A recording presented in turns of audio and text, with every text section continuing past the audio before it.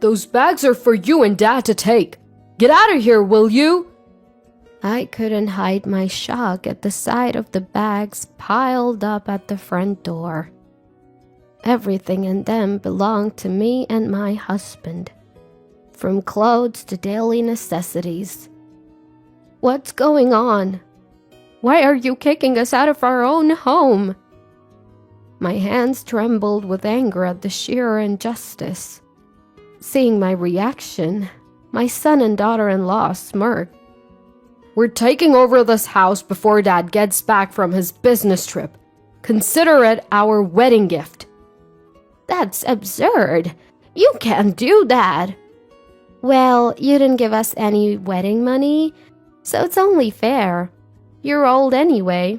Why don't you just go to a nursing home or something? Mia said, and Alex burst into laughter. Great idea. Off to the nursing home with you. They both jeered at the idea of sending us to a nursing home. I found the situation so ridiculous that I burst into laughter. They looked at me suspiciously, but I didn't care. Are you sure you won't regret this? Regret? We'll feel relieved. All right then, suit yourselves. I smiled at the bluffing Alex and Mia, grabbed my bags, and left the house. It feels so good without the nuisances. We got the house too! This is awesome! I heard their jubilant voices from the other side of the front door. They have no idea what's coming for them. I dragged my carry-on bag away from the scene. My name is Laura. I've worked in caregiving for many years and retired at 70. I enjoy interacting with people, so even after retirement, I volunteer locally. My husband is also in his 70s and runs a small to medium-sized business. He's quite active for his age, often accompanying his employees on business trips. It seems that the company will be handed over when the successor grows up, so I would like to support my husband's work until then. We have a son named Alex. He was a miracle baby for us, as we struggled with infertility for years. We raised him with love and care, and he used to be a well-behaved child. Alex had always been a good kid, the kind of son that made parents proud and neighbors talk. It's not like we spoiled him. We taught him the basics. What's wrong is wrong, and don't do things that annoy others. But when Alex hit high school, we realized there's only so much parents can do. He started hanging out with a local group of troubled teens, and his life began to spiral. The influence of friends can be greater than that of parents. Our once honest and straightforward son became rebellious, selfish, and self-centered. He barely graduated high school and went on to a local college, where he started demanding to live alone. We rented an apartment for him and supported his tuition and living expenses. We hoped college would give him a sense of urgency and a stepping stone to independence. But Alex barely attended classes and remained aimless even after barely graduating. Now, Alex is in his mid-40s. No job, no significant other. Is he going to be all right? These were my worries when I called him about coming home for the holidays. That's when everything started to unravel. Hello, who is this? The voice I heard after 6 months was clearly not Alex's. A woman's voice, cute but somewhat languid. Is this Alex's phone? Who are you? Who are you? I heard Alex's voice faintly in the background. Mia, who are you talking to? Alex, some unknown lady is calling. I don't know any older women. Who is it? Alex, now laughing, took the phone and his voice turned noticeably annoyed when he realized it was his mom. What do you want, Mom? Why? You haven't shown your face in years. How about coming home for the holidays? Your dad misses you. In fact, my husband was really missing him. Probably more than me. He's always concerned about Alex's future and well-being. Maybe it's because they used to fight a lot during his teenage years. But Alex's response was cold. Nah, coming home is a hassle. I'm staying here with Mia. At least call your dad. Yeah, I get it. So the girl earlier, Mia, are you dating her? Living together?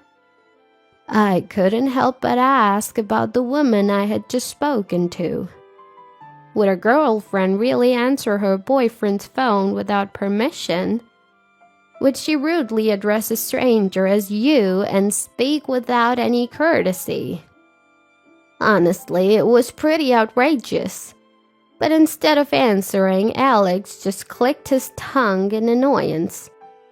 Ugh, so annoying. What did you say? You guys are always so annoying. Always meddling in my business. Without a shout, he hung up the phone. I had been yelled at during Alex's rebellious years, but I never thought he'd speak to me like that as an adult. I stood there, phone in hand, stunned. I'm home. Did you talk to Alex?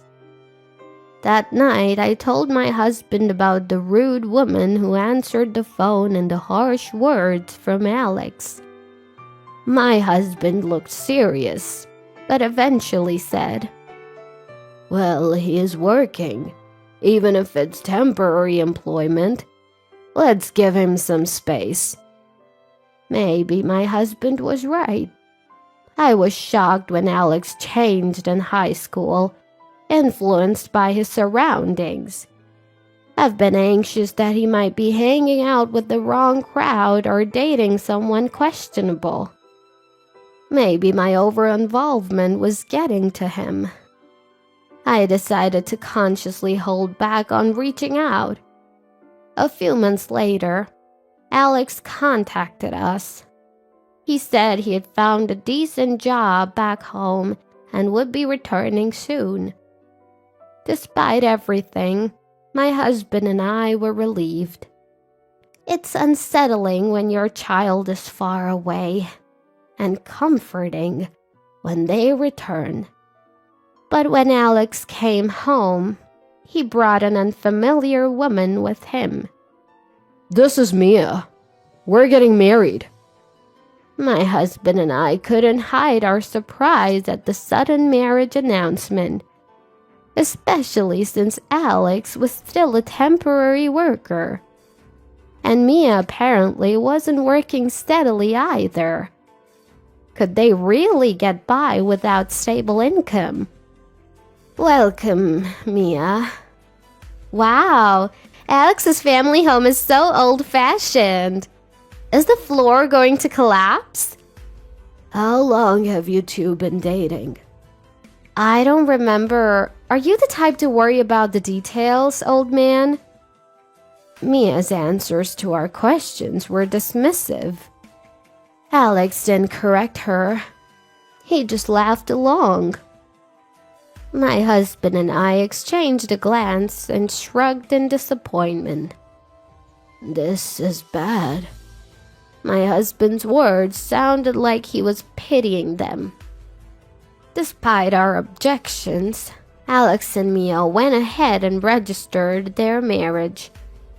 When we said we wanted to meet Mia's parents, she told us it wasn't necessary, denying us even a meeting of both families. Moreover, upon moving back to their hometown, Alex and Mia started living in a brand new apartment. It's so different from the rundown place we were living in before, Alex said, clearly pleased. But with their unstable income, there's no way they could afford the rent for such a nice new place. Sure enough, they started relying on our money. We decided to help with the rent, thinking they'd have expenses as newlyweds. But they also started coming over more often to eat, perhaps to save on groceries. Yet, Mia's attitude remained the same. What's with this side dish? It looks disgusting. It's always been like this. Lacks color or something. Alex chimed in. I was getting irritated. If you don't like it, you don't have to eat it. You're the ones who keep showing up. I'm just cooking extra for you. Mia seemed unfazed and didn't take my words to heart. Influenced by her, Alex became increasingly rude to me and my husband, making us dread interacting with them. Then suddenly, my husband had to go on a business trip. He had to spend several weeks in another region with a potential successor for the company. During that time, I'd have to deal with Alex and Mia alone. I'm really sorry to leave you alone at a time like this. It's fine. You're about to retire from being the boss anyway. And look, we have something to look forward to. True. It's just a matter of enduring until that's completed. Don't let those two get to you too much. We encouraged each other, and a few days later I saw my husband off. After that, for some reason, Alex and Mia stopped coming over, and a brief period of peace was ensued. I was busy with my re-entry volunteer activities, so it was good not to have to deal with them. But one day, I came home to find Alex rummaging through my dresser, where I keep my banking cards. What are you doing? I turned on the lights and shouted. Alex tossed the banking card he was holding. Bad timing. You shouldn't have come back. Do you even realize what you're doing? We're family, so give me some money. We didn't even get a wedding gift from you. Alex lamented not receiving a wedding gift, but that's to be expected. After all, my husband and I still haven't accepted his marriage to Mia. We're already helping with their rent and providing meals. And now he's trying to steal his own parents' banking card. Unbelievable. I immediately kicked Alex out. I don't remember raising a child who would steal money from his parents. If you ever do this again, we're done. I hurled these strong words at him, and he left, clicking his tongue. I immediately called my husband to tell him what had happened. Even though we're family, the fact that Alex was trying to forcibly take money alarmed my husband. That Alex would do something like this. I warned him we'd cut ties if he does it again, but there's no guarantee he won't. Let's move the banking cards to a different location for now. I'll be back in a few days and we can have a proper discussion then. All right, I'll be waiting. Only a few more days until my husband returns. I hid our valuables and braced myself for any surprise visits from Alex and Mia. But I never expected them to resort to such drastic measures. One day, when I returned from my re-entry volunteer activities, I found a truck parked in front of our house. Boxes and furniture were being carried in by movers. I rushed inside and found Alex and Mia. "What are you doing?" "Oh, Mom. Sorry, but we've decided to take this house." "Owning a home is an asset, right? So it's better if we live here instead of you old folks," Mia said, laughing. I was too confused to comprehend what they were saying. "Besides, Dad's still working at 70, right? Even now, he's on a business trip. I don't want to end up like that. Working hard is for suckers. While you guys are still healthy, we're taking what we can." Remarks that make a fool of her husband. Alex's words were a mockery of my husband, who has worked hard as a small and medium-sized business owner. I understand that it's been tough getting the business off the ground, but to me, this felt like an unbearable insult. "Those are your belongings. Get out!" Alex pointed to several bags packed at the entrance. I couldn't hide my shock. Everything from our clothes to daily necessities had been shoved into bags. Why should we have to leave the house we live in for you two? Faced with such unjust treatment, my hands trembled with anger. Seeing my reaction, the couple grinned. "We're gonna make this house ours before Dad gets back from his trip. Consider it a wedding gift." "That's impossible." "You didn't give us a wedding gift, so this is only fair. You're old. Why don't you go to a facility or something?" When Mia said that, Alex joined in with a big laugh. "That's a great idea. Old folks should go to a facility. A facility!" As they chanted, urging me to go to a facility, something in me snapped, and I burst into laughter. The two of them looked at me suspiciously, but I didn't care. "Are you sure about this? You won't regret kicking me out?" "Huh? We'll feel refreshed." "All right then, suit yourselves." I smiled at the defiant Alex and Mia, grabbed my bags and left the house. It feels so good without the nuisance." "We got the house too! This is awesome!" I could hear their jubilant voices from the other side of the front door. They have no idea what's coming their way. Dragging my carry-on bag, I left the scene. A month later, I received a call from Alex, who knew I was now living with my husband, who had returned from his business trip. "Hello? Alex, what's going on?" "Mom, it's terrible. The house." "What happened to the house?" Alex's voice was clearly panicked. Even without asking, I could tell something urgent was happening. Actually, I already knew why Alex was in trouble. "Did you know this house is going to be demolished?" Oh, did I forget to mention that? My feigned ignorance was met with Mia's voice. "What the hell, mother-in-law? Did you set us up?" "You moved in without knowing anything. Besides, how could a house that you didn't inherit become your asset?" Mia was still ranting, but I didn't care. The house they took from us was scheduled for demolition. Once my husband returned from his trip, we planned to tell Alex and move into our newly built one-story home.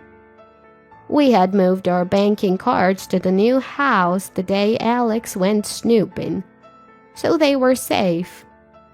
I was planning to explain everything step by step, but Alex and Mia took that opportunity away from us. "Listen, the contractors are already here, telling us to vacate. Where are you guys? Can you take us in for a bit?"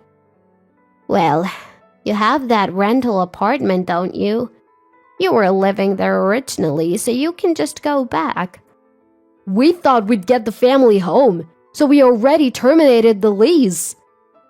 I was utterly amazed at my own son's lack of crisis management skills. It seems Alex and Mia had prematurely terminated their apartment lease, thinking they could live in the family home and use the money I was paying for rent however they wanted. Only then did they find out the house was going to be demolished. But that's not our problem anymore. You guys better leave soon. If anyone other than the owner, my husband, is found living in a house scheduled for demolition, you could be charged with trespassing. Come on, we're family. Help us out. You're the ones who told your parents to go to a facility, right? I did as you wished, so figure out the rest yourselves. With that, I hung up the phone without waiting for a reply. After that, the demolition began, and the house my husband and I had lived in for years disappeared without a trace.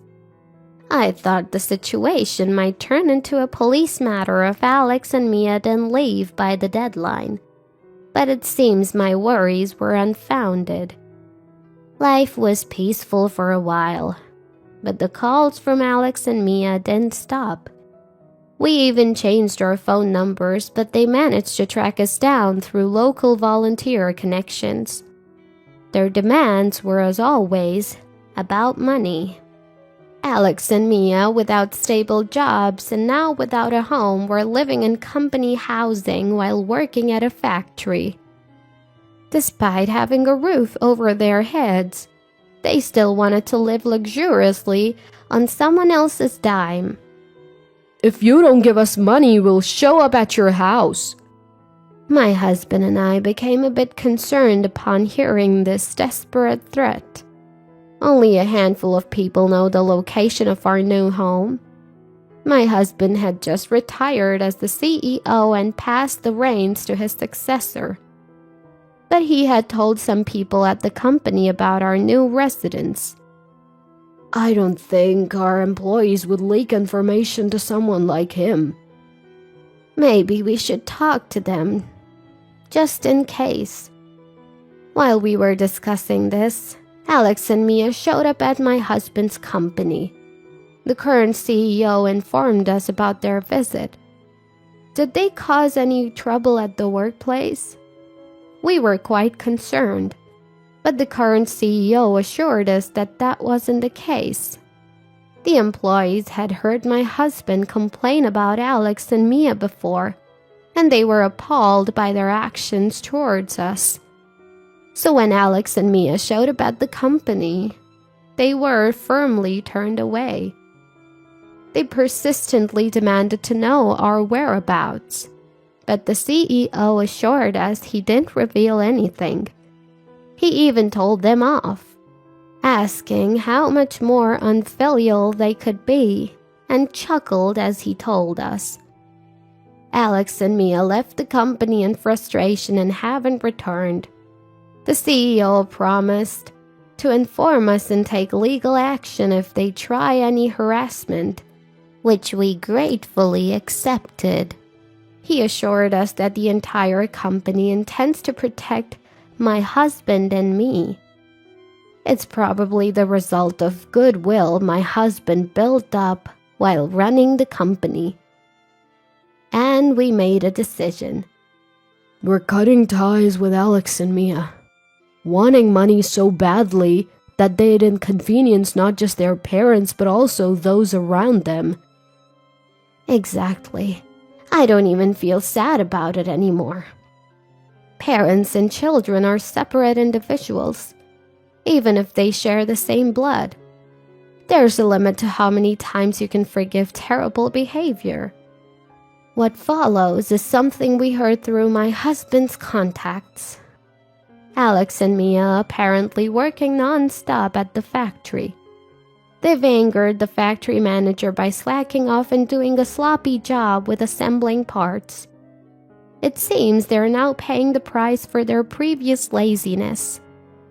Perhaps because of their busy lives, Alex and Mia are constantly fighting, causing complaints from their neighbors in the company housing.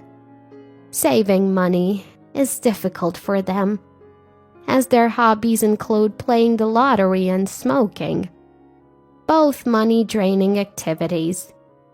The stress of not being able to save money despite working hard and having no one to rely on must be tough. But I can't bring myself to feel sorry for them. They've never worked a proper job, which is why they could shamelessly ask for money. I hope their factory jobs will lead them to change their ways, even a little. I still get occasional calls and emails from Alex. He writes things like he's sorry for what happened and wants to get along as a family. He seems to have changed a bit, but I still can't trust him.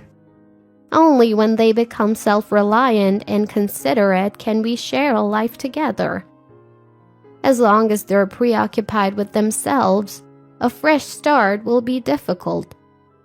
Since retiring as CEO, my husband has taken up home gardening, something he's wanted to do since he was young. I assist him with his gardening while continuing my re-entry volunteer work in our new location. I had hoped to live peacefully with our son and daughter-in-law. Ideally, I would have wanted to live peacefully with our son and his wife. That wish may not have come true, but as long as I know they're alive and well somewhere, that's enough for me. The time I spend with my husband is more precious and warm than anything else. I intend to protect this invaluable happiness and lifestyle with all my might.